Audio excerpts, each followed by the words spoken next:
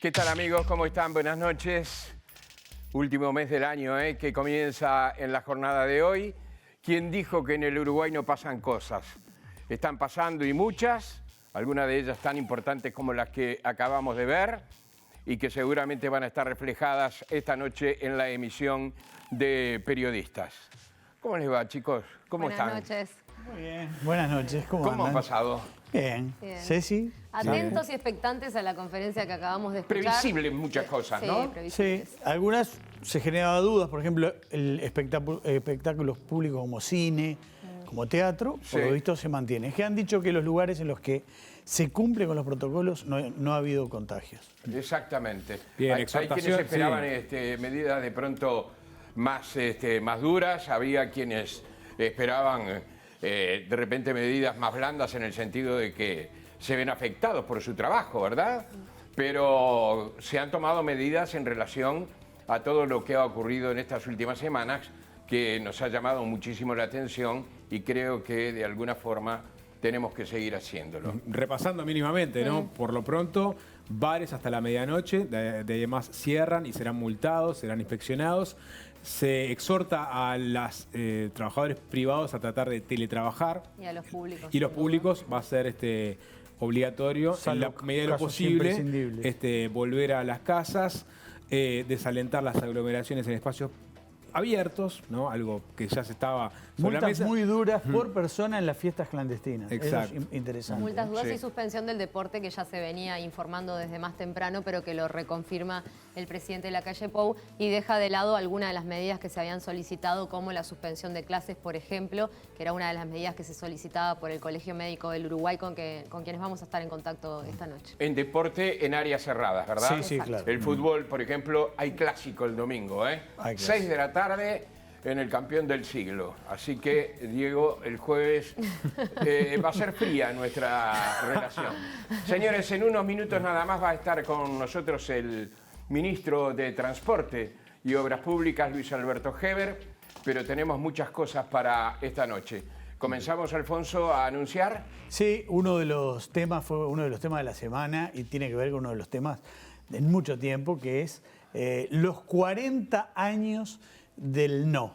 Los 40 años de ese hecho que marcó la historia y marcó de un modo muy particular la transición uruguaya. Vamos a tener un informe y vamos a tener a Juan Martín Posadas, el ex senador nacionalista que jugó un rol muy importante en aquella época, Diego, ¿no? Sí, exactamente. Hubo conmemoraciones incluso a nivel político. Ayer, por ejemplo, Ope Pasquet planteaba la posibilidad de que el 30 de noviembre pasara a ser una fecha patria, ¿no? O sea, que sea un feriado por lo que significó simbólicamente para la democracia aquella instancia. Tenemos tan pocas. Pero ¿cuánta gente? Capaz que podemos sustituir una podemos por otra, agregar ¿no? una más. Más allá de feriado, ¿no? ¿Cuánta gente comentó? Creo que incluso, Alfonso, quizá te estrenaste en las votaciones también en Sí, aquel sin duda, plebiscito. sin duda. Pero mucha gente que ha tenido oportunidad de votar muchas veces en su vida, de los 40 últimos años a esta parte, ha dicho que la votación más significativa de su vida fue la de aquel 30 de noviembre. Bien. Muchos ¿Algún recuerdos. otro adelanto, Cecilia? Bueno, decíamos que vamos a estar con el Colegio Médico del Uruguay, con Glauco Rodríguez, el presidente del Colegio Médico, que estaba solicitando justamente la suspensión de clases, también medidas para los shoppings, por ejemplo, la entrada regulada de gente por hora. Estas medidas no tuvieron eco por lo que se vio en la conferencia de prensa, pero seguramente siguen sobre la mesa según cómo venga avanzando la situación con las medidas anunciadas hoy por el gobierno. Sí, esto es hasta el 18. Diego, ¿algo más para adelantar? Nada, simplemente vamos a tener a Heber en minutos. Hay noticias de último momento vinculadas a, por ejemplo, Exactamente. el precio del peaje, ¿no? Sí. Idas y vueltas que quizás podamos charlar en los próximos minutos con el ministro. Que ha estado bastante discutido. Una cosa importante con respecto al crecimiento de casos de coronavirus aquí en nuestro país. Mañana se suspendió la sesión en la Cámara de Diputados, Sí. en donde el presupuesto iba a ser tema central, se suspendió para la semana próxima. Es decir, situaciones que se están dando y que están movilizando la información en las últimas horas. La otra noticia que también podemos dar, información que podemos dar, está estable y con leve mejoría el expresidente Tabaré Vázquez, lo cual nos pone contentos a todos. Por ¿verdad? supuesto. Es importante Por informarlo supuesto. con todos los rumores que están apareciendo en las redes sociales de distintas La fuentes. familia La pide familia. que simplemente la familia sean los portadores de la información. Sí, Señores, respeto, una ¿no? pausa y en 2 minutitos estamos con ustedes.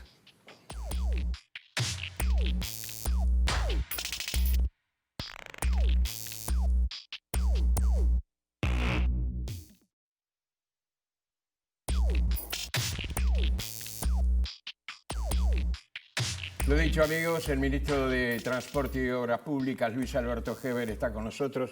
¿Qué tal, ministro? Gracias, Jorge, por la invitación. Alfonso, todo el panel que estemos acá, es un placer. Un gusto para charlar. Ya me adelantaba a preguntas, así que a la orden. Diego, Diego, sí. es un peligro, es una liebre. Bueno. Nos corre a todos con las preguntas. Disparo, ¿les parece? Dale, dale. Heber, a ver, el Ministerio de Transporte había redactado un decreto para llevar los peajes de 125 a 160 cuando era pago en cash y de 104 pesos a 108 pesos cuando era por telepeaje. Se había anunciado que era para promocionar que la gente se pase al telepeaje. Básicamente, esa era un poco la intención.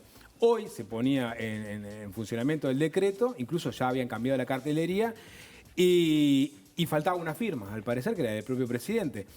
Mandan parar desde el Ministerio de Economía diciendo, miren que con 160 pesos esto pega en la inflación. Marcha atrás. Y al parecer la cifra definitiva sería 140 pesos. Por ahora esa sería la información hasta el momento del aumento, 140 pesos. 140 y Es así. 108. Déjame hacer un poco de introducción, porque arrancaste muy fríamente con el tema. Sí. Empecemos de vuelta. Los ajustes se vienen haciendo como toda la vida se hicieron. Son 3 ajustes en el año. En marzo, en junio y en diciembre. O sea, no es un invento. En marzo no se hizo este año. No se hizo por la pandemia. Ah, Y seguimos pagando lo mismo. Y bueno, alguno me salió a criticar en aquel momento porque dijo que yo estaba alentando la movilidad y por lo tanto la promoción de la pandemia. O sea que palos porque bogas y porque no bogas palos. Ahora recibió algún palito del ministro de Turismo por aumentar el ningún- peaje en tiempos de búsqueda de explosión del turismo. Ningún palo. ningún Bueno, palo. dijo capaz que no era el momento. No, tampoco. Sí, lo dijo. Lo cierto es que los ajustes tienen una paramétrica. Esa paramétrica empezó a cambiar en junio de este año, que es aumentar más el contado y mantener la paramétrica en el telepeaje para que la diferencia incentive a la gente para ir al telepeaje. Hoy, antes del aumento tú pagabas en el peaje 125 pesos y en en el contado 125 y en el telepeaje 104. Había 21 pesos de diferencia y no movía la aguja. La gente seguía pagando 21 pesos, que lo seguía regalando, cuando podía pasar al telepeaje y pagar menos. Los que teníamos peaje lo festejábamos acá. Bueno, porque está, teníamos todas las casillas libres. Pero eso, o sea que los 20 pesos no incidieron. No hicieron cambio. Entonces, por eso me parece importante seguir un poco la historia. Entonces nosotros dijimos, bueno, vamos a subir esto. Y empezamos a estudiar la posibilidad de los 160 bonificando 50 pesos. O sea, era una bonificación de 50 pesos para que la gente se vaya al telepeaje. No como en Argentina, que lo hicieron obligatorio. Nosotros estamos incentivando para que la gente vaya. ¿Por qué el incentivo? Porque el costo que tengo de cobranza de los peajes, que pagamos todos nosotros, nos sale un ojo de la cara. 20 millones de dólares. dicen. De 70, 20 millones de dólares cuesta cobrar. O sea, no va a la ruta. Hay 20 millones que gestiona una empresa. Y yo, que no vengo solamente a calentar asientos en los ministerios, me parece ilógico que cuando en el mundo se gasta entre 10 y 15 el cobro, nosotros nos esté costando el 26 o el 27% cobrar. Es ilógico.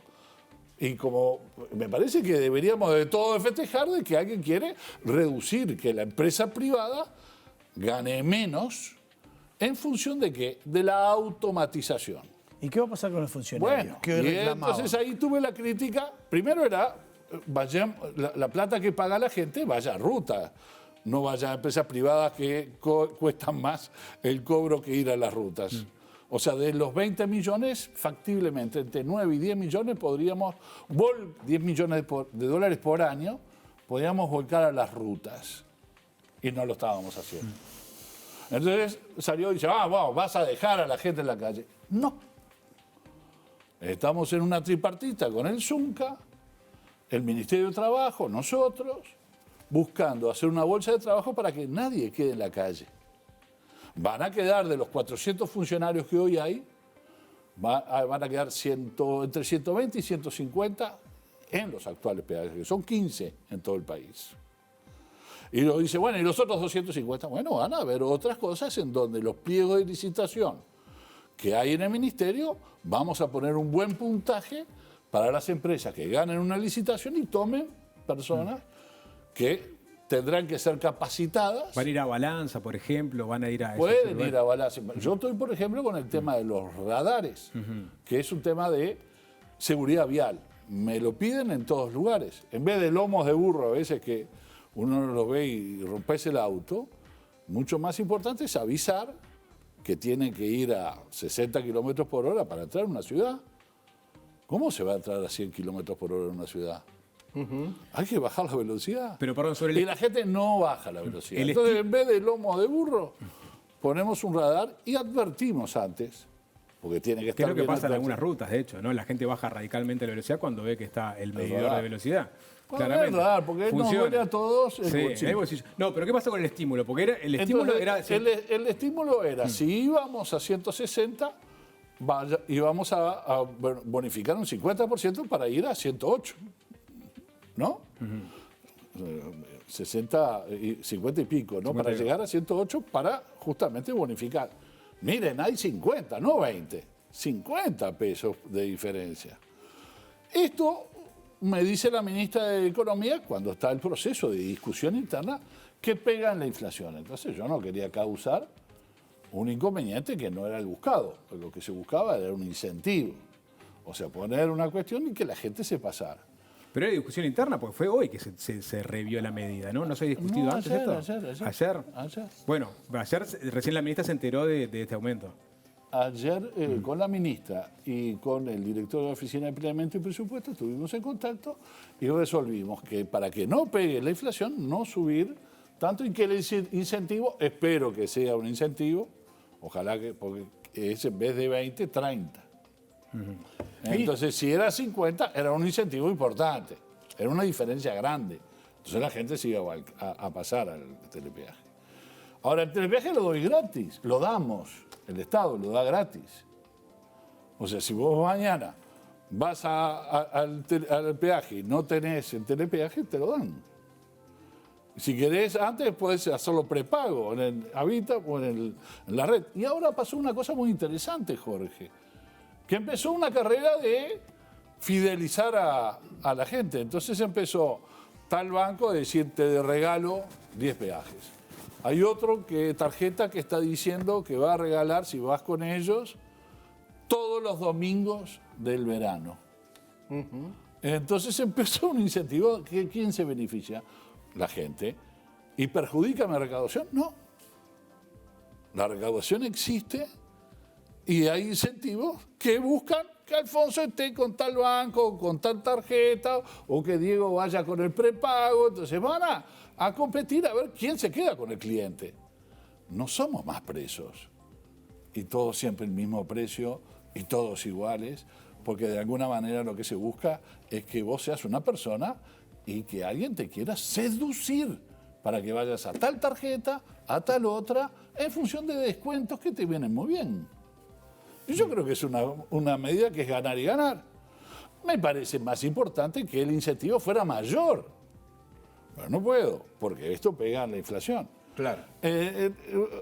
Germán Cardoso quería incentivos para el turismo. ¿Pero qué más incentivos puede haber que las tarjetas estén regalando además pasajes, días de hotel? Si vas con ellos en el telepeaje, es ahí el sector privado. Nos quedan varios temas, Sí. ministro y Jorge. Sí. A propósito de ahorros, Luis Alberto, a propósito de ahorros, Sí. a propósito de los usuarios, Sí.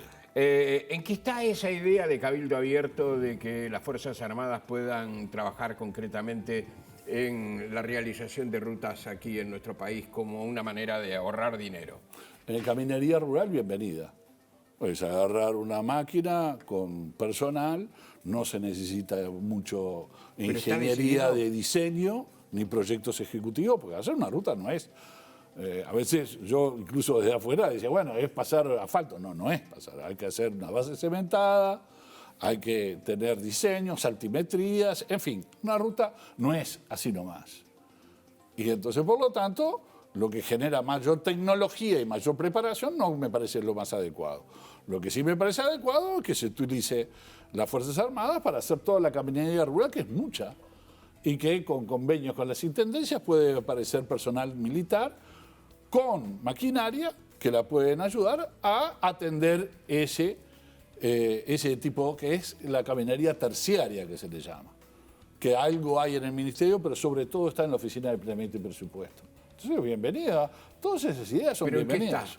¿En una idea nada más? Bueno, no tuve ningún artículo, ningún proyecto. Supongo que quizás mañana pueda haber un planteo formal del tema. Hasta ahora es un anuncio y nosotros dijimos, bienvenidos. Buenas ideas siempre son bienvenidas, vengan de donde vengan.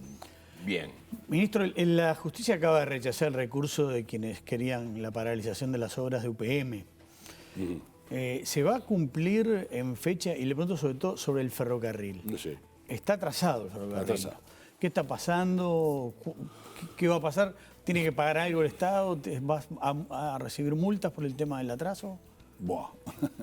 Déjame hacerte una explicación. En el contrato que hace el Estado con el ferrocarril, no tiene nada que ver UPM, que es otro contrato de nosotros con UPM. Ahí hay una multa. Si nosotros no entregamos el ferrocarril en septiembre del año 22, UPM nos multa. Es una multa salada, importante. ¿Se llega? ¿No?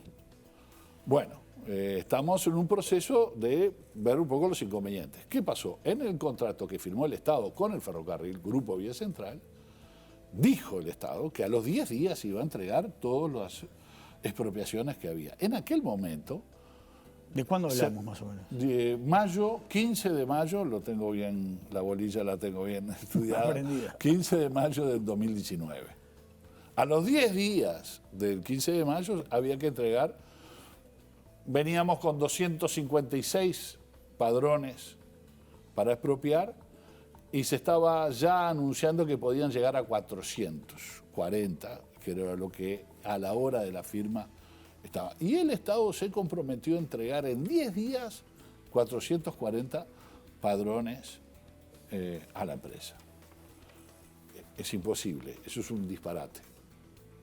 Eso no sé cómo, si se le escapó, la verdad que alguna explicación tendríamos que tener de estos 10 días que se autoimpuso la administración y que nos hace rehén de la situación hoy actual. ¿Por qué? Porque quien incumple es el Estado.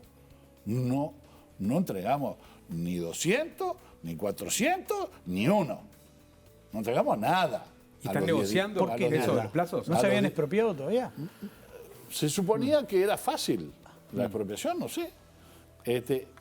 Cuando termina de evaluarse cuántas expropiaciones son, es en febrero, antes que asumamos nosotros, que es cuando se manda el estudio de impacto ambiental al Ministerio en aquel entonces de Vivienda y Medio Ambiente.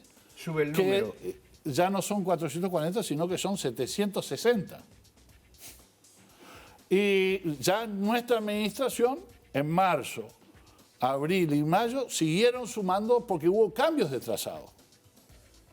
Y esos cambios de trazado porque se encontraron de que mañana hay una cámara frigorífica y que corriendo un poco la vía para un lado se salva una cámara donde trabajan 100 personas.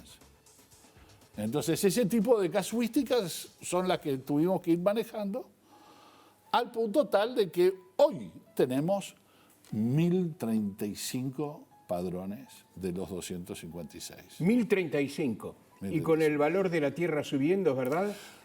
No, el valor, Jorge, que de la tierra es porque se encontró más tierra vegetal de la que se había estudiado por BRTRA, que era el anteproyecto, y que llevó a que se duplicara la cantidad de tierra a remover para llegar a firme, para poner una base más sólida de la vía. Pero eso para nosotros, a la administración, es un tema de la empresa y de la PPP. Tenemos responsabilidad con las expropiaciones. Entonces, como yo tengo yo en nombre del Estado, no soy yo, el Estado uruguayo tiene esa responsabilidad, estamos hablando amablemente con las empresas a ver cómo nos ayudamos a ir bancando esta situación. ¿Las empresas nueva. quién? ¿UPM y la del tren? Sí. ¿Y cuántas se han expropiado hasta ahora? Más o menos. Nosotros, no lo tengo. Otra bolilla prendida. Sí, prendida. En la actualidad Se va nosotros aprobado hoy el hemos ministro. entregado 710 expropiaciones. ¿Cuántas se habían entregado cuando llegó el gobierno? No, muy pocas, porque estaba el estudio de impacto ambiental, las expropiaciones, que vuelvo a decirte eran 700 y pico. Quizás las más obvias, las que entregaban por notificación y que estaban de acuerdo, yo eso no sé cuántas se entregaron cuando nosotros llegamos. Lo que sí sé es que hasta el día de hoy entregamos 710 padrones. Y el resto, hay un cúmulo que son de 61 que son para obra. Esas son las urgentes. Porque si nosotros no expropiamos, detenemos la obra. Las de mantenimiento pueden esperar, pero las de obra no. Entonces estamos con 31 en proceso judicial y 30 en proceso administrativo, que es de evaluar, de hablar, de decir, mira, si te vas ahora, te damos 15% más del valor, si te sirve el valor, te realojamos. Estamos en esa tarea, tenemos un equipo dedicado a esto. Y acá se precisa que el Estado diga cuándo entrega finalmente. ¿Y UPM está abierto a negociar? Pero le pregunto porque... No es a negociar, Diego. por lo menos a es a extender ayudar. plazos. Es ayudar. Digo porque en su momento... Pero, por ejemplo, yo te puedo hacer un planteo que es entendible. El tren desde Paso de los Toros a Montevideo va a venir rápido, es un tren de última generación, la vía está soldada, por lo tanto ya no es el traca del tren, sino es 80 kilómetros de promedio, pero es entre La Planta y Montevideo. ¿Qué razón hay para hacer entre La Planta y Paso de los Toros cuando para arriba es la vieja vía? Entonces estamos hablando en buenos términos para decir, no tiene sentido de que hagamos 6 kilómetros, 7 kilómetros con un puente cuando el tren que viene de Rivera es un tren que no puede venir a 80 kilómetros, viene a 40. No, le preguntaba en la negociación porque... Entonces, esas cosas nos ayudan. Y UPM está buscando ayudar en ese tipo de cosas, es decir, vamos a ser mucho más lógicos. Si La Planta lo que precisa es tener el tren para llevarlo a Montevideo desde La Planta, ¿qué sentido tiene hacer 6, 7 kilómetros para el norte? Que eso sea prioridad, ¿no? De Paso de los Toros a Montevideo. No, le decía sobre las negociaciones con UPM, porque en su momento el diputado Luz dijo que usted fue sacado de la negociación con UPM justamente por lo inflexible que era la empresa. Y él dijo que en una reunión con usted y varios legisladores, Heber le planteó, miren, la verdad que es tan difícil negociar con UPM que hasta por una situación emocional se decidió que yo saliera de esas conversaciones y fue el Ejecutivo el que agarró la posta. Nunca dije eso, ni consta. Y además, si lo hubiera dicho, yo no estoy habilitado como para hablar de temas que hablamos en una instancia de reserva con la bancada de Cabildo. Claro, Luz lo dijo. Pero eso no, sí, Luz lo dijo y dijo muchas cosas más. Sí. No sé, usted quizás le confía, yo no. Entonces, por lo tanto, digo lo que yo digo. Nunca fue que tuve trancazos, sí, cuando se negoció tuve trancazos. Cuando se negoció, lo que finalmente se negoció y se Tú presentó. no dije ni que era difícil, ni que era insoportable, ni nada por el estilo. Son duros, nosotros también. O no somos nenes de pecho tampoco. Queremos pelear por las cosas de nuestro pueblo y de nuestro país. Y pedimos más. Y creo que fue una gran negociación en donde los intereses del Uruguay, en el margen que teníamos, lo defendimos muy bien.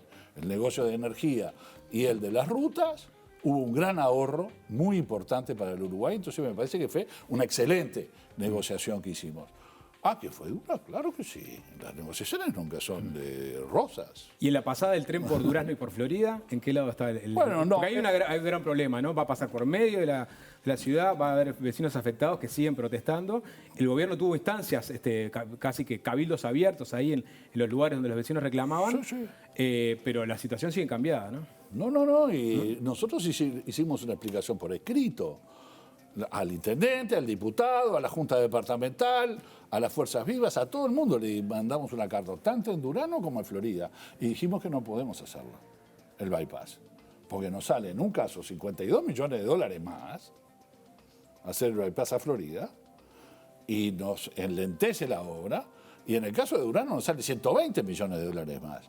Y yo no quiero pagar un juicio sideral a UPM porque no llegamos en tiempo. Entonces, los buenos términos con que nos estamos hablando hoy, con tanto la empresa Grupo Vía Central como con UPM, tiene que arribar a un entendimiento, no una negociación, Diego. Es un entendimiento donde todos tenemos culpas, ¿no?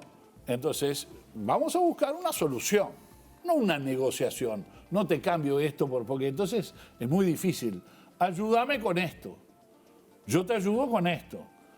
¿Cuál es el número que termina? Que Alfonso me preguntaba en un momento, bueno, ¿y esto cómo se va a pagar? Y bueno, vamos a mirar primero cómo termina esto. ¿Qué quiere decir cómo termina? Tenemos supuestos. Hay un supuesto de que se va a mover el doble de tierra. Seguramente tiene razón Grupo Vía Central, pero yo por supuesto no puedo pagar por anticipado. No es mi plata, es la plata de la gente. Entonces, ese supuesto, muy bien. Pero cuando llegue el momento, vamos a tener la cifra exacta de tierra que se movió.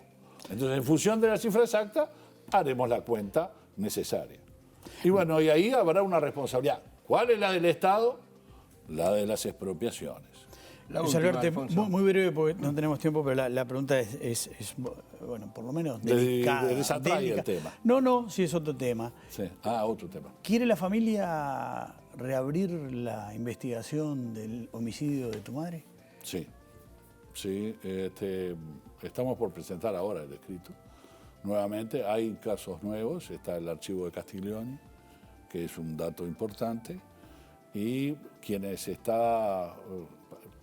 nosotros creemos y no podemos probar que fue parte de la autora de la nota que acompañaba las botellas de vino. Autora porque era mujer. Sí. La mujer es la hermana de alguien que está preso ahora por violaciones a los derechos humanos. Entonces me parece que esos dos elementos son elementos que ameritan a que nosotros reabramos el caso y que se investigue. No podemos traspasar esa responsabilidad a la justicia que tendrá que buscar la forma de ver si hay un vínculo en estas cosas. Nosotros tenemos la convicción, no tenemos las pruebas de dónde partieron las botellas de vino envenenado. Sí, la autoría intelectual del tema y después la material, ¿no? Claro. Son dos temas, ¿no? ¿Tienen quienes información pensaron que no... en esto y quienes ejecutaron esto, ¿no? ¿Tienen información que no han hecho trascender ustedes, que se mantienen en reserva? Y sí, Jorge, porque no podemos, yo qué sé, nosotros tenemos una convicción familiar, yo la tengo en la mía, incluso algunos hermanos tienen otras, pero bueno, siempre es por el mismo lado. Creemos que hay una responsabilidad de los servicios de inteligencia de la policía de aquel momento. Ministro, no tenemos dudas, Campo Sermida, desde ahí. Pero no tenemos pruebas como para poder demostrarlo, ¿no? Ministro, gracias por la visita. Jorge, muchas gracias. La Alfonso, seguimos, Diego, cuando quiera seguimos un pico a pico. Nos vamos a... Diego quería hoy, Sí. Quedaron muchas. Sí. Me divierte. Realmente, sí. Dale. Está tirando energías. Muchas gracias. Está tirando Un energías. placer. Gracias. Señores, en un instante nada más con nosotros, Juan Martín Posadas.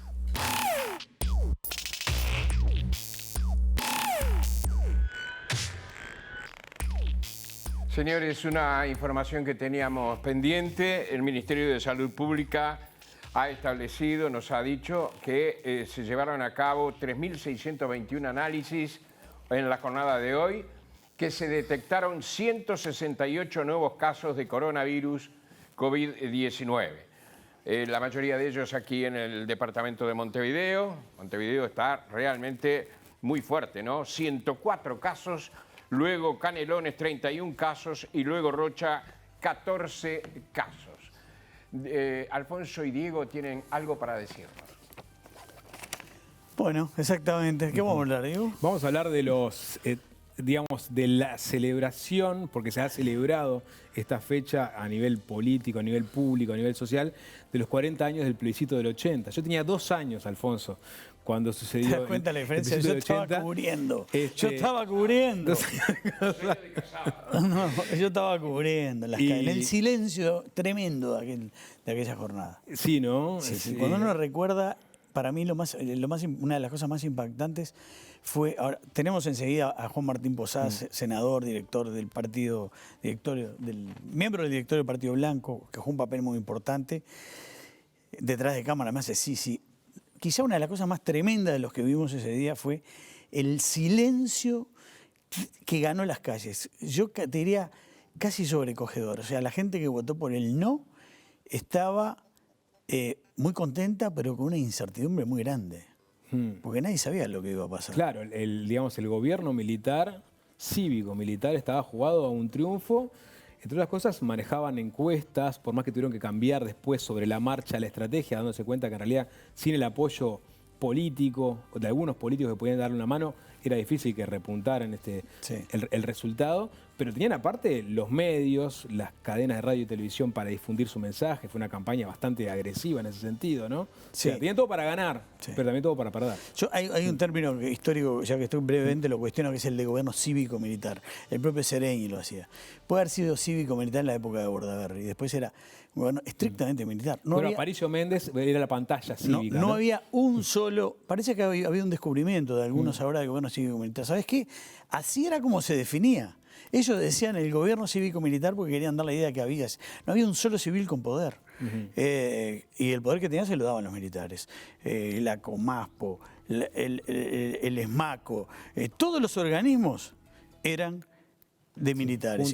Y el Consejo de la Nación, que tenía que elegir el presidente, los miembros civiles se abrían y terminaban eligiendo los militares. Además, hasta solo el ejército terminó. Pero bueno, esa es otra historia. Pero lo que vamos a ver ahora, antes de la entrevista con Juan Martín Posadas, es parte de una serie documental que realizamos con motivo de los 30 años del golpe en TV Ciudad, que se ha dado muchas veces en TV Ciudad, se ha dado también aquí en el Canal 5, pero vamos a ver una selección de unos minutos que tiene que ver con el capítulo precisamente del plebiscito, aquel plebiscito histórico. Es un documental de 10 capítulos que hicimos con la realización de Martín Borteiro de TV Ciudad, un gran realizador y un equipo fantástico que había en ese momento, y supongo que sigue estando la mayoría. Pero bueno, si te parece, vemos eso como introducción a la entrevista con Juan Martín Posadas.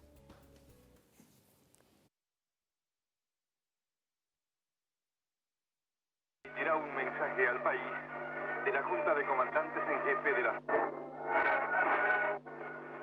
Con su voto negativo, le están impidiendo al proceso cívico-militar concretar los objetivos fijados. Los medios difundieron una masiva propaganda por el sí a la reforma. Por mi país, sí por Uruguay, sí por el progreso y sí por la paz, sí por el futuro. Vamos a votar.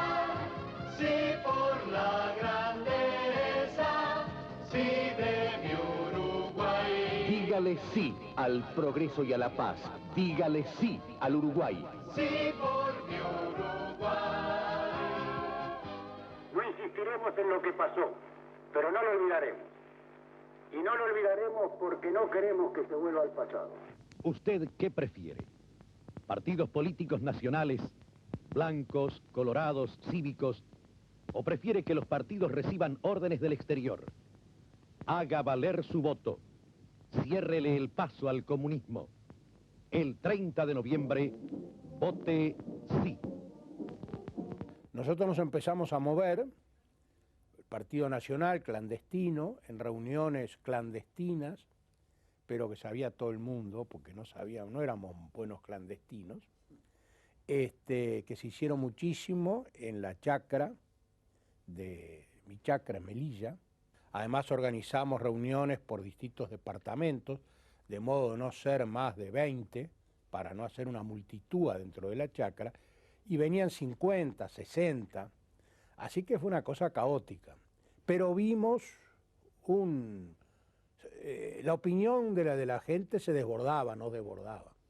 Entonces empezamos a movernos. El primer acto que hicimos fue el 10 de septiembre, el Día de Saravia, en Tacuarembó. La propaganda del no fue muy restringida. En Montevideo solo hubo un par de actos públicos por el no, uno de los cuales, organizado por el Partido Nacional, terminó con una fuerte represión y la policía a caballo dentro del cine donde se realizaba. Y me causa gracia que el señor Presidente de la República, en esta Asamblea Constituyente, manifestó que era la primera constitución que no se hacía en los comités políticos. Sí, efectivamente, pero es la primera constitución que se hace en los cuarteles y para los cuarteles.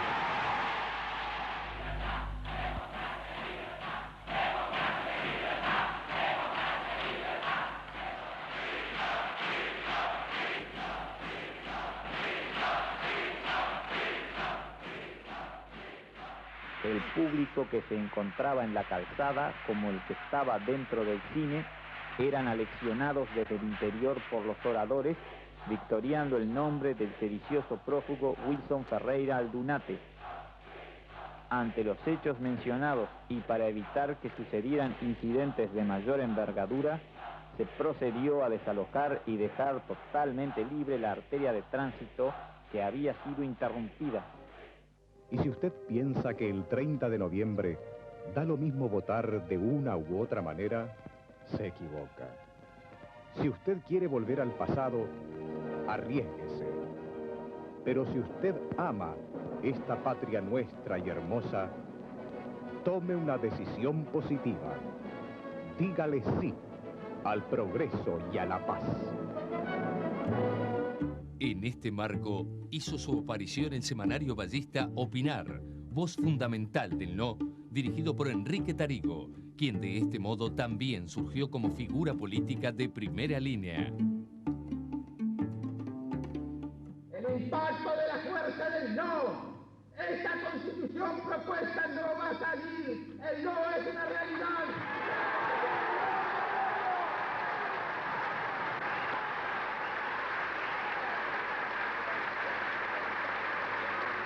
El pueblo uruguayo va a decir no, no, no y no.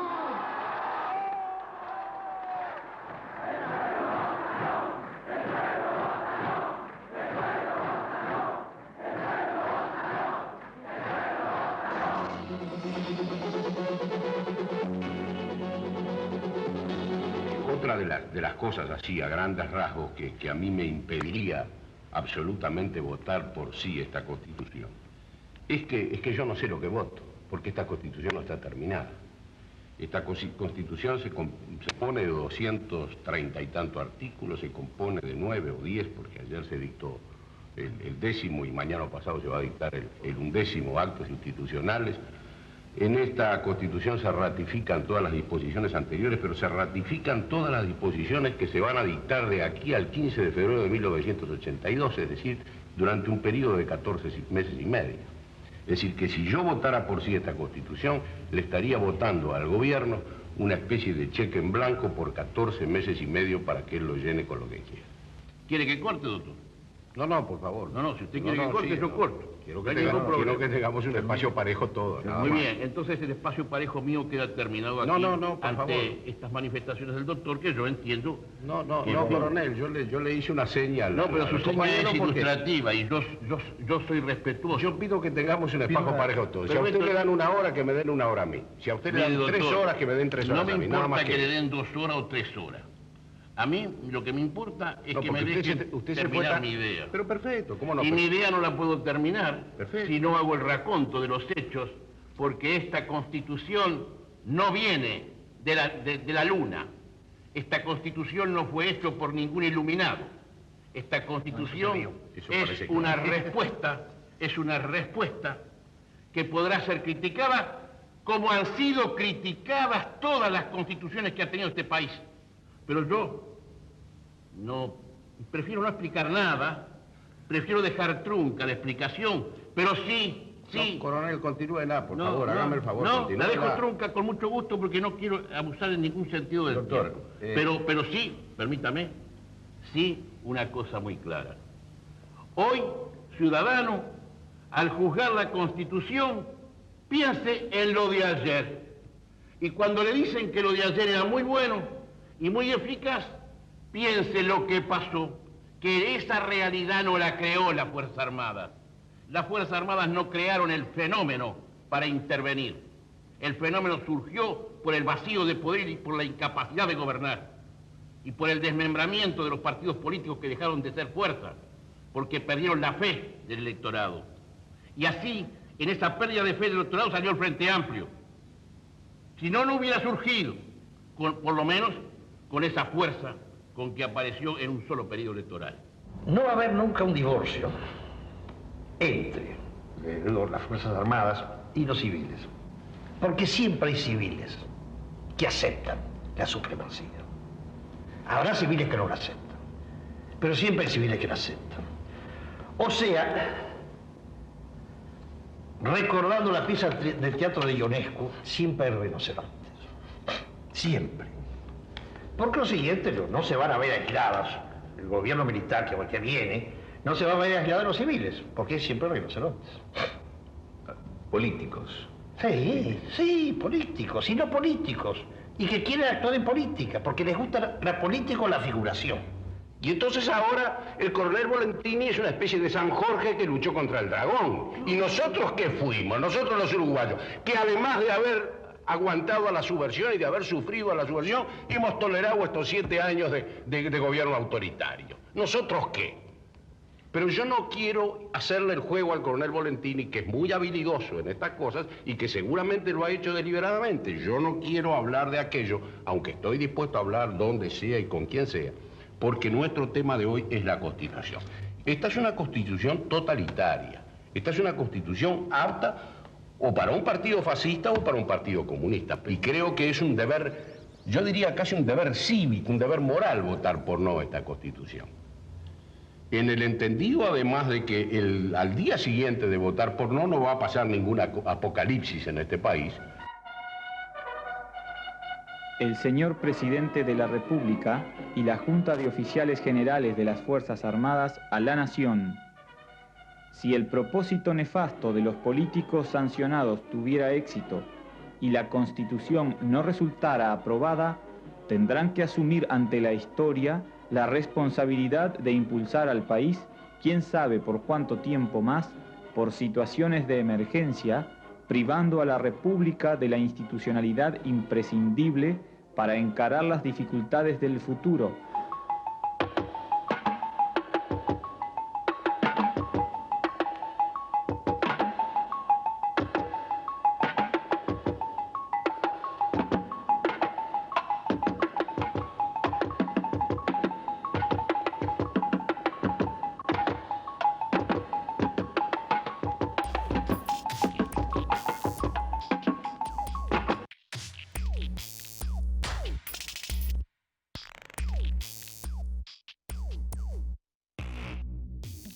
De la historia de nuestro país, historia contemporánea, historia reciente, como ustedes quieran llamarle.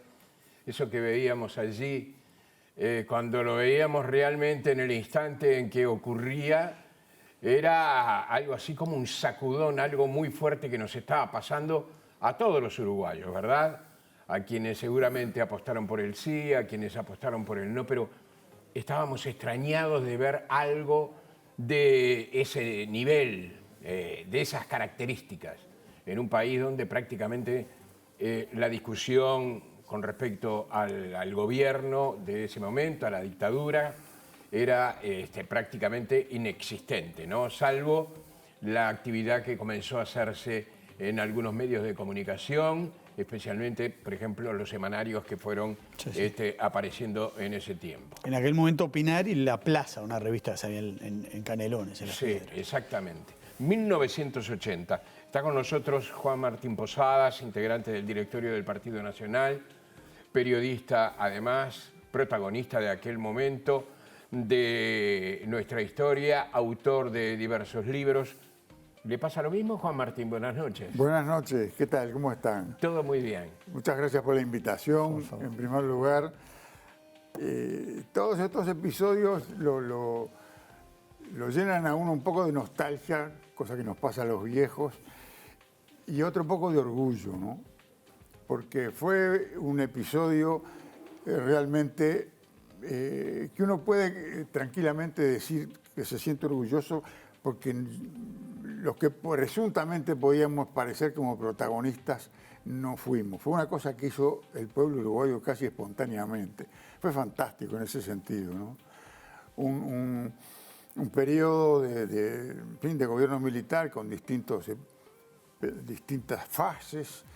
La fase militar propiamente de lucha contra la guerrilla ya se había extinguido, pero había un control muy riguroso de mucha cosa, y era como que el pueblo uruguayo estaba callado, pero con un no por dentro, como diciendo, bueno, yo ahora no puedo hacer nada, pero no me pidan que yo acepte, que yo colabore, que yo diga que sí a esto. Y fue en realidad lo que sucedió, ¿no? Una mayoría silenciosa. Sí, ustedes dos conversaban más temprano y salió al aire la impresión de Lesa, que yo la compartí, es una cosa impresionante del silencio, ¿no? Sí, era un país que estaba silenciado, acostumbrado al silencio, al rigor del silencio militar, que uno podía esperar que cuando supo el resultado explotaba de alegría. Y no, al día siguiente todo el mundo fue a trabajar, a sus obligaciones, como si nada. Y un silencio que tenía una elocuencia fenomenal, porque era otra vez, como yo les decía recién, un pueblo a quien lo habían consultado en ese momento, después de haberle negado la posibilidad de opinar y de ser consultado durante 10 años, le habían preguntado, le habían aconsejado y le habían presionado para que dijera una cosa. Y el pueblo, tranquilo, en las colas de la votación, silencio absoluto, me acuerdo, cuando estábamos. Nadie se animaba a decir lo que iba a votar. No, pero el voto. Y después que se expresó el pueblo, que tuvo esa satisfacción interior de decir, bueno, yo acá, ahora por primera vez, si me preguntan, mi respuesta es esta. Y me voy a trabajar. Y ustedes, los que propusieron esta interrogante, hagan lo que puedan con mi respuesta. Fue fantástico. Gabriel García Márquez escribió una columna en El País de Madrid y comenzaba preguntándose realmente, ¿no? ¿Cómo es que había ocurrido un fenómeno así? Asombrado. Acababa de tener lugar una cosa similar, el plebiscito en Chile. En Chile, claro. Y el plebiscito en Chile había salido como todo el mundo presumía que iban a salir los plebiscitos bajo un régimen militar. Es decir, todo el mundo agachaba la cabeza y decía lo que se esperaba que dijera. Había ganado el sí en Chile. Había ganado, sí. pero había robado el sí. Y recién ahora se está modificando esa Constitución. Sí, y García Márquez y mucha gente que... El Uruguay es una cosa muy singular, no somos tampoco de gargantear mucho y de mandarnos la parte, pero es un país que ha tenido en distintas épocas respuestas muy singulares, digamos así. Y bueno, y García Márquez se asombraba mucho. Y otra cosa que es muy asombrosa también es el paso siguiente, que García Márquez también lo mencionaba. O sea, los militares aceptaron el resultado. Exacto. Y eso es otra cosa que también, así como es un caso inédito en la historia que un país sometido a una dictadura militar donde no se podía decir nada más que la versión oficial de las cosas, un día consultado dijera lo que opinaba y dijera que no, es también insólito que el régimen militar dijera, bueno, entonces yo acato. En algún momento parece que hubo algún general que no quiso, pero lo llamaron esa al es la fuerza orden. del Uruguay también. Y la Corte jugó un papel muy importante. Es fantástico y el sistema de eso. votación uruguayo, el papelito con control de todas las partes. Sí, Lo de la Corte como Electoral, siempre. sí. ¿Cómo, Pero es una cosa muy uruguaya, las dos cosas son muy uruguayas. ¿Cómo lo vivió Wilson desde el exterior? Porque ustedes estaban en línea directa con Wilson. En contacto. Relativamente. Los cassettes, sí, por eso. las cartas. Era una cosa difícil, ¿no? A raíz de eso, Wilson manda un cassette con una felicitación. No sé si usted lo tiene, yo no tengo el texto acá, Sí. pero una cosa muy, muy linda, donde Wilson también recoge esa sensación de sorpresa por un lado y de confianza en el Uruguay por otro.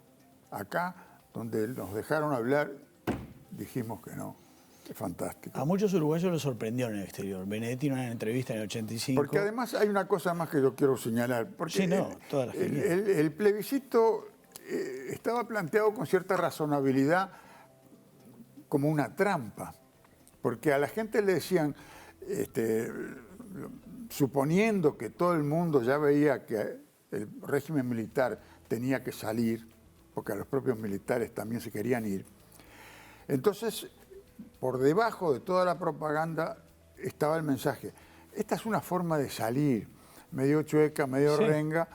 Denle salida por ahí, después vemos cómo arreglamos. Y la gente dijo, no, eso vemos cómo arreglamos, no. Por acá no. Ahora, no todos los militares querían salir, ¿no? Álvarez, por ejemplo, no quería. Había unas diferencias. ¿Cuánto pesó cuando se supo, casi a último momento, que la reforma incluía una elección de candidato único? Sí. Cosa que sorprendió a todo el mundo. Y eso era una de las cosas más llamativas, ¿no? Más irritantes, digamos así. Más irritantes a nivel popular. Había otras cosas como las que señalaba Tarío cuando habló acá en el programa con el Canal 4, más técnicas. Eso Claro. de que el resultado afirmativo le permitía al gobierno convalidar todos los actos de la dictadura y los que en el futuro se realizaran. Eso es increíble. Hasta el mes de febrero del año. Entonces, esa es una cosa jurídicamente un disparate. Pero es una cosa muy jurídica, muy fina. Lo del candidato único en el Uruguay tiene una cultura, vamos a ver, no sé, una cultura política importante, la gente. Y el toqueteo de la cosa electoral y decir, no, ustedes no pueden elegir a los que quieren, tienen que conseguir uno solo, la gente lo rechazaba. Juan Martín, si mal no recuerdo, usted era sacerdote en ese momento, ¿verdad? En ese momento sí, todavía no había pedido la baja. Yo pedí Fue la en el baja 84, después, cuando yo, digamos, desde el momento del golpe de Estado yo me fui comprometiendo mucho con la no sé, con la libertad perdida, con la gente que estaba desesperada por lo que había pasado en Uruguay, buscando un retorno a la democracia. Y me fui dando a conocer y después del plebiscito del 80, que los militares ven que ese paso que quieren dar hacia la salida no les resulta, porque la salida es un proceso, ¿no? Sí, hay claro. muchos pasos. El primer paso fue el plebiscito del 80. El segundo paso es la convocatoria a elecciones internas de los partidos. Entonces, como ahí yo me había dado a conocer... Salvo el frente, ¿no? Sí, excepto el frente. Entonces me pusieron en la lista y bueno, y salí convencional en el segundo lugar. Después en la lista ACF famosa, Pibel, Posada. Y entonces yo ya vi que no podía seguir haciendo las dos cosas a la vez y las autoridades eclesiásticas entendieron y me pedí la baja y me la dieron. Ahora, a propósito de eso, ¿qué limitaciones le planteaba el ser sacerdote? ¿Y cómo evalúa el papel de la una sola Iglesia? cosa le voy a decir, Sí. porque no... y lo va a entender muy fácil usted y lo va a entender todo el mundo.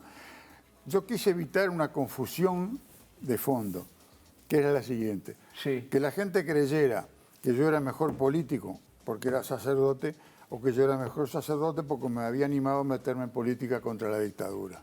Sí. Dos confusiones que había que evitar, tajantemente.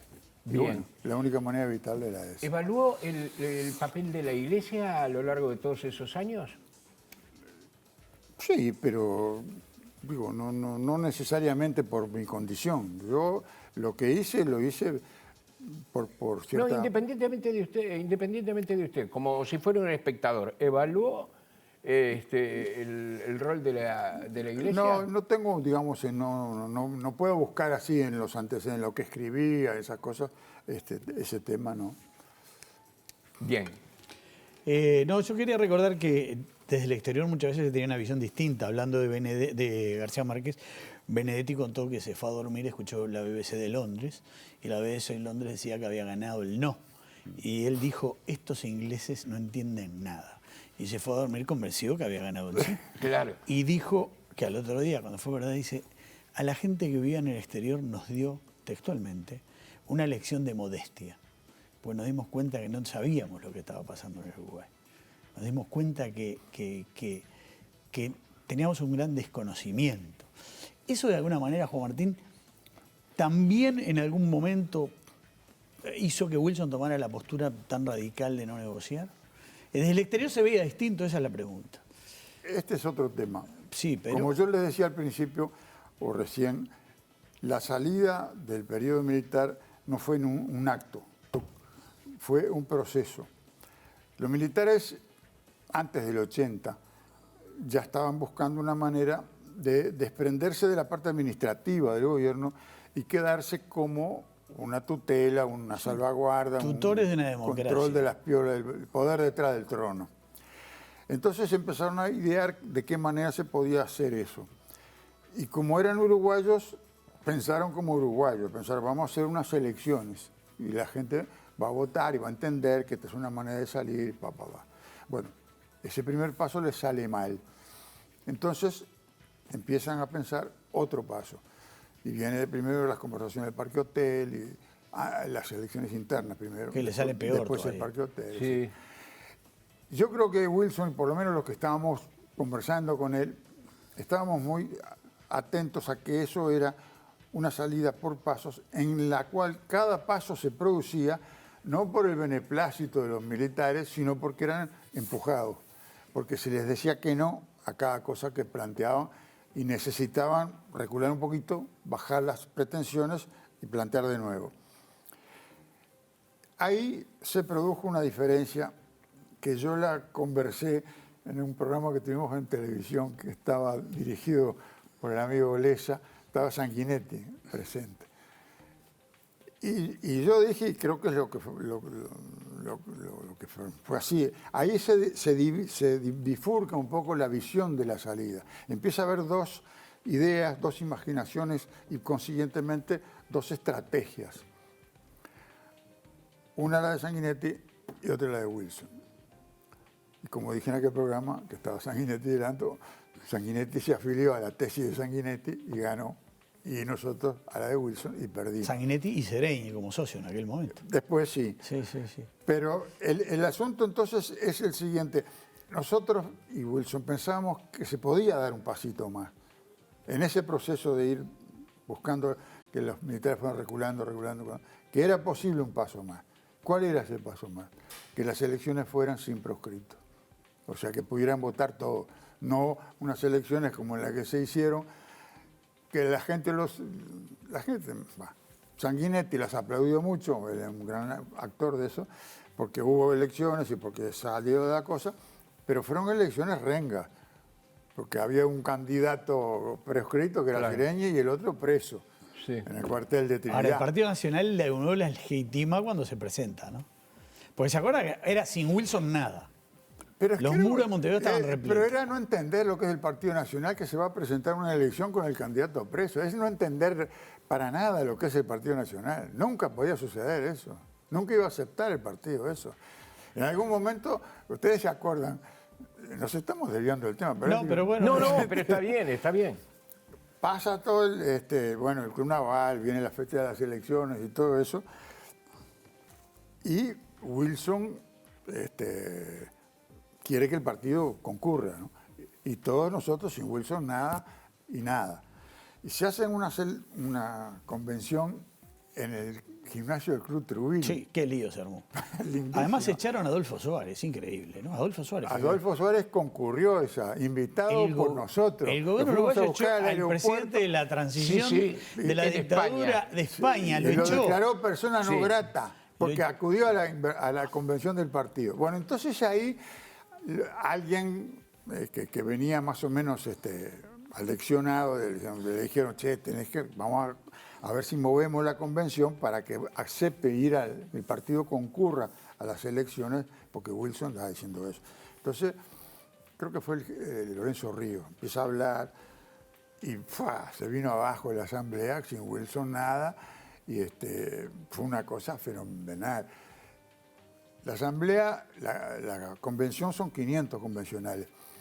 El wilsonismo, como el Movimiento Rocha, en fin, ACF, tenían, no sé, el 99%. Había 3 convencionales que eran de Gallinal. Cristina Maeso, entre ellos. Cristina Maeso. Que se refugió en un edificio. Que se levantó para hablar y fue una cosa que se le tiró encima a todas las mujeres que había en la sala. Hubo que protegerla. Williman la sacó para afuera, cruzó la calle y la metió en el edificio de enfrente. Se la querían comer viva. Sí, sí. Y entonces, nada. Y se acabó, levantamos la convención y sin Wilson nada. Y Wilson tuvo que mandar una carta desde el cuartel diciendo, para un poquito, yo no puedo ser el obstáculo para que el partido concurra a las elecciones. Entiendo muy bien la posición de ustedes, pero ustedes entienden la mía, así que van a votar. Y ahí se resolvió ir a las elecciones. Volvemos al 80. Sí, nos quedan los últimos minutos. Pero era muy interesante escuchar esto. Nos quedan los últimos minutos. Volvemos al 80. ¿Se había hecho un cálculo si se perdía en el plebiscito? Porque, a decir verdad, un 42% votó a favor de la propuesta militar, ¿no? Sí.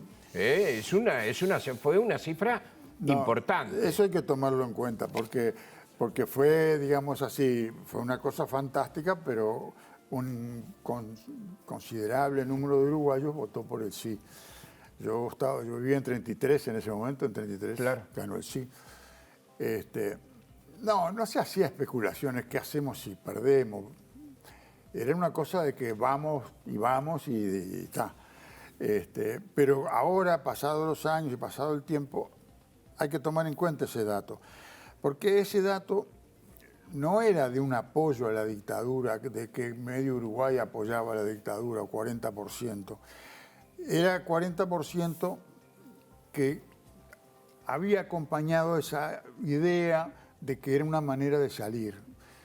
El sí no era para que se quedaran los militares, era para buscar una manera medio falluta, pero en fin, de salir.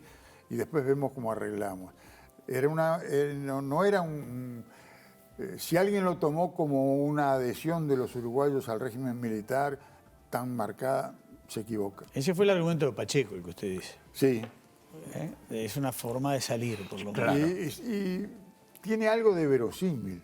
No era una cosa disparatada. Era equivocadísima, pero no disparatada. Pero fue en el interior, básicamente, donde se produjo...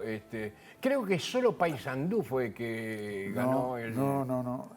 Fue una cosa, siempre hacían broma. El sí ganó en todos los departamentos que tenían nombres o de generales o históricos.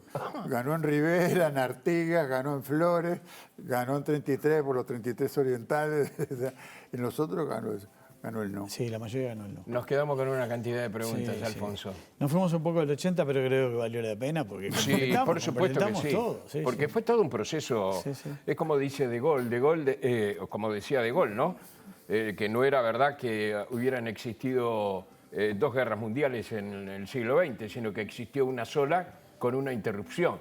Está muy bueno eso de ir desde el 80 hacia adelante como fuimos. Gracias por su presencia. No, con mucho gusto. Gracias a ustedes por la invitación. Hasta Muchas pronto. gracias. Señores, hacemos una pausa y volvemos enseguida, ¿eh?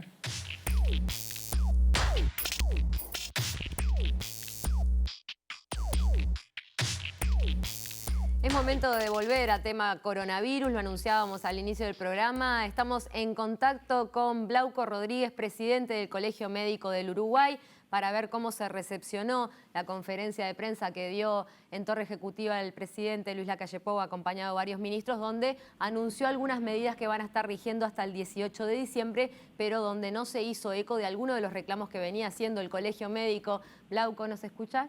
Sí, perfecto. Buenas noches, ¿cómo están? Buenas noches, muchas gracias por estar con nosotros. Bueno, ¿cómo se recepcionó por parte del Colegio Médico lo que fue la conferencia de prensa, estas medidas donde no se tomó la recomendación que ustedes venían haciendo, por ejemplo, de la suspensión de clases?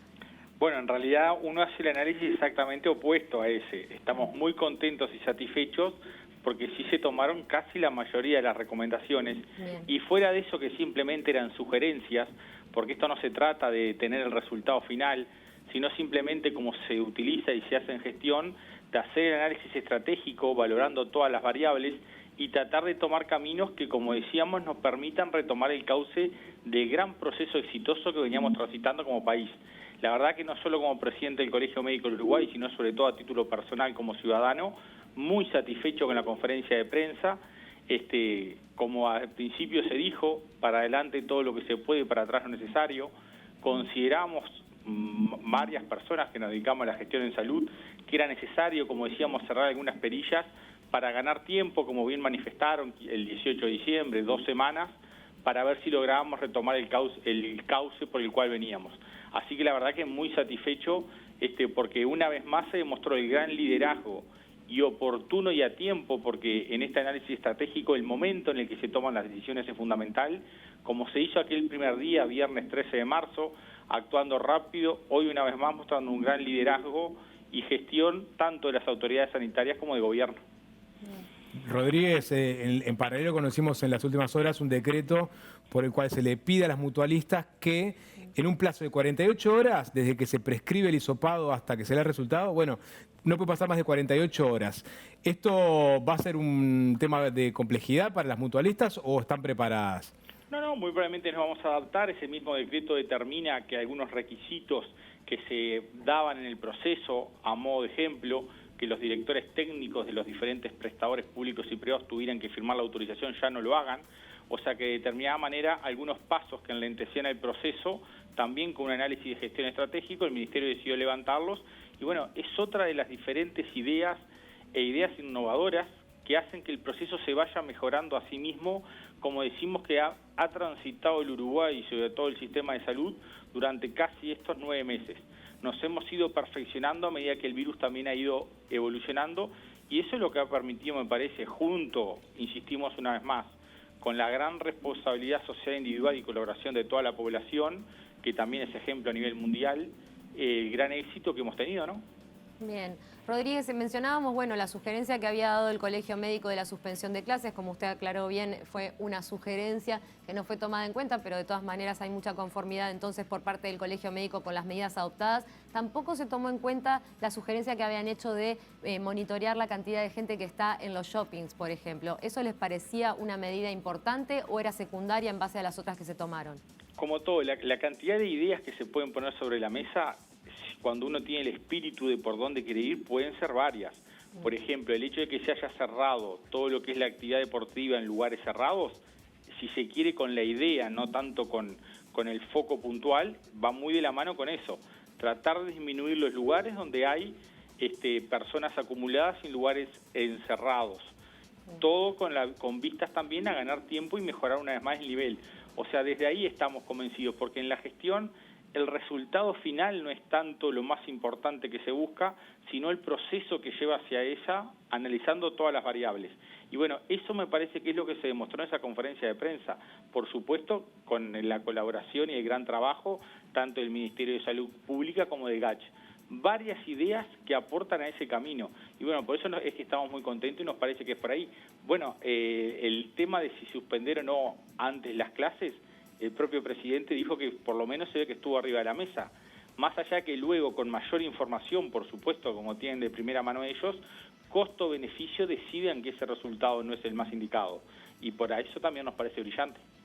Bien, de todas maneras, como decía, sigue sobre la mesa la suspensión de clases, no va a seguir mucho sobre la mesa porque hasta el 18 ya van a estar coincidiendo casi con la finalización de los cursos, si bien están suspendidos sí los actos de fin de año protocolares. Pero ¿por qué argumentaban ustedes que era tan importante esta sugerencia de la suspensión de clases? ¿Porque están viendo que los niños son portadores asintomáticos y que están esparciendo el virus? ¿En base a qué argumentos les parecía que la sugerencia era importante quizá poder ser considerada por la Torre Ejecutiva? El argumento sigue estando en el análisis estratégico desde el punto de vista de gestión. Como hemos visto, varios focos se han desarrollado en algunos centros escolares, por supuesto, sobre todo a nivel de secundaria. Muchos de esos de secundaria han estado relacionados también con fiestas y festejos de fin de curso. Claro. De ahí también que esa idea de no generar o prohibir las fiestas de fin de curso también parece brillante e insistimos, va en la misma línea del razonamiento de tratar de disminuir la posibilidad de contactos, etcétera. O sea, se tocaron varios lugares dentro de todo de los que se considera de menor sensibilidad para que tuviera, como bien dijo el presidente, la ecuación salud-economía también cuidarla, que muy probablemente van a generar unos buenos resultados para poder retomar el cauce por el cual veníamos. Rodríguez, una más le hago. Seguramente a partir de fines de diciembre, principios de enero, buena parte de los uruguayos se vuelque hacia las costas del este, también del oeste, eventualmente del litoral. Y la pregunta es si los servicios asistenciales de esas partes del país están preparados para eventualmente albergar casos de contagiados, ¿no? O sea, va a haber una movilidad fuerte en esas semanas en Uruguay. ¿Hay que adaptar el sistema de salud a esa nueva dinámica? Correcto, en realidad el sistema de salud ya está adaptado. Todos los prestadores públicos y privados del país, en todos sus lugares centrales, tienen lo que llamamos una doble circulación. Por un lado, todo lo que es no COVID, o sea, las patologías que normalmente hay en el sistema, y por el otro lado, la consulta de los pacientes que consultan por síntomas respiratorios y en principio pueden ser sospechosos de un caso COVID. Y a su vez también la mayoría de los prestadores tienen lugares ya determinados para internación en cuidados moderados, o sea, en sala común, de requerir alguna internación de un paciente COVID confirmado, y los prestadores que tienen niveles terciarios de asistencia como CTI también tienen sus camas reservadas para paciente COVID. De ese punto de vista el sistema ya está preparado. Perfecto. Bueno, doctor Glauco Rodríguez, muchísimas gracias por su participación esta noche. Nos quedó claro también en la conferencia que estas medidas que se han tomado no son para volver a la fase verde en la que estábamos, sino para detener el avance de esta fase amarilla y no pasar a la naranja. Pero bueno, nos queda muy claro también que ustedes están conformes con lo anunciado por el gobierno, así que seguiremos en contacto, también monitoreando desde los medios de comunicación para poder informar sobre la situación. Muchas gracias. No, a ustedes, un placer, a las órdenes. Bien. Bueno, clarísimo que entonces hay conformidad por parte, por lo menos, de los médicos con lo anunciado por Tabaré Vázquez, Luis Lacalle. Tenemos a Tabaré Vázquez en la cabeza estos días también, ¿no? No, han pasado cosas importantes en la jornada de hoy. Por ejemplo, sobre este tema, ¿verdad? No solamente esto que escuchábamos, que es muy valioso, sino que también el presidente de la República hizo un cálculo, una aproximación de que tendremos la vacuna en el mes de abril. Fue un cálculo, ¿verdad? Y además expresó que no va a ser obligatoria. Eso que todo el mundo hoy se pregunta, bueno, ¿cuándo comienza la vacunación? En Argentina se ha prometido después del 15 de enero, en otros países hay otras fechas. Hay algo muy interesante que Alfonso me estaba contando en este momento. Sí, porque además tiene mucho que ver con lo que vos estabas diciendo, Jorge, de la obligatoriedad o no de la vacuna. Y es lo que está ocurriendo en Estados Unidos. La semana pasada, Diego nos hizo una entrevista interesantísima sobre el tema de la logística. ¿Cómo se va a distribuir? ¿Cuáles son los problemas que va a enfrentar? Pero en Estados Unidos está surgiendo un problema que refleja la última de esta semana, la última revista Newsweek, en su tapa, que dice, usted primero. Y dice, el subtítulo es, las vacunas no van a poder parar la pandemia hasta que al menos 50 millones de norteamericanos escépticos cambien su mente. ¿Por qué? Porque más de 4 cada 10 norteamericanos dice que ellos no van están considerando no vacunarse, lo cual está generando cierta conmoción. Porque decir, bueno, ¿cómo hacemos si 4 de cada 10 no quieren vacunarse? Y es muy interesante saber los motivos. Esta nota está acompañada por una encuesta de Gallup. El 37% de los que dicen que no se van a vacunar lo dicen preocupados acerca de la rapidez con que se aprobaron las vacunas. Claro. Les parece demasiado rápido. El 26% dice que ellos no se van a vacunar hasta que esté plenamente confirmado que la vacuna es segura. El 12% simplemente porque son antivacunas, no creen en las vacunas.